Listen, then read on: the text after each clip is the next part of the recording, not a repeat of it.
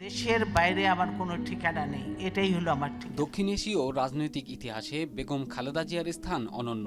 তিনি মুসলিম বিশ্বের প্রথম দিকের গণতান্ত্রিকভাবে নির্বাচিত নারী নেতাদের একজন। তিনি এমন এক নেতৃত্ব শৈলী গড়ে তুলেছেন যেখানে ছিল না কোনো ব্যক্তি পূজা। তিনি রাজবংশীয় উত্তরাধিকারী নন কোনো কঠোর সম্রাজ্ঞী।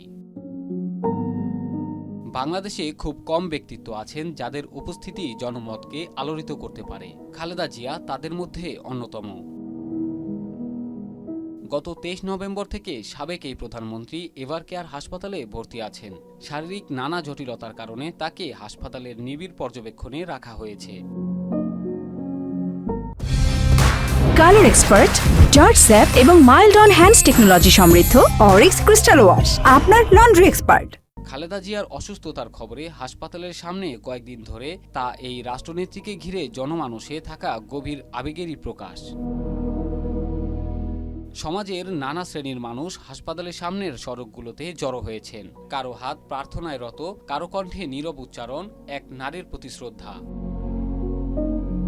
রাজনৈতিক অবস্থান যাই হোক, জনমনে যে আবেগ উতলে উঠেছে তা আরও গভীর কিছু নির্দেশ করে। বাংলাদেশের বহু মানুষের কাছে খালেদা জিয়া আজও গণতান্ত্রিক আকাঙ্ক্ষার জীবন্ত প্রতীক। অনেকে ভুলে যান যে দক্ষিণ এশিয়ার অন্যতম প্রভাবশালী রাজনৈতিক ব্যক্তিত্ব হওয়ার আগেও খালেদা জিয়া ছিলেন সাধারণ জীবনযাপনকারী এক নাগরিক। তার স্বামী প্রেসিডেন্ট জিয়াউর রহমানের হত্যাকাণ্ড তাকে এমন এক ইতিহাসের পথে ঠেলে দেয় যে পথে যাওয়ার কোনো প্রস্তুতিই ছিল না তার। তবুও পরবর্তী বছরগুলোতে তিনি বাংলাদেশ জাতীয়তাবাদী দলের নেতৃত্ব গ্রহণ করেন। গ্রেপ্তার, নজরদারি, ভয়ভীতি সবই সহ্য করেছেন খালেদা জিয়া। হুসেইন মোহাম্মদ এরশাদের সামরিক শাসনের বিরুদ্ধে তিনি হয়ে ওঠেন গণতান্ত্রিক প্রতিরোধের এক অপ্রত্যাশিত প্রতীক। তিনি আন্দোলন নেতৃত্ব দেন, তাকে বারবার আটক করা হয়, নিঃসঙ্গতায় কাটাতে হয়েছে বহুদিন। তবু স্বৈর শাসনের কাছে কখনো মাথা নত করেননি তিনি। 1990 সালে সামরিক সরকার পতনের পেছনে বেগম জিয়ার সংগঠিত গণ আন্দোলন এক গুরুত্বপূর্ণ ভূমিকা রাখে।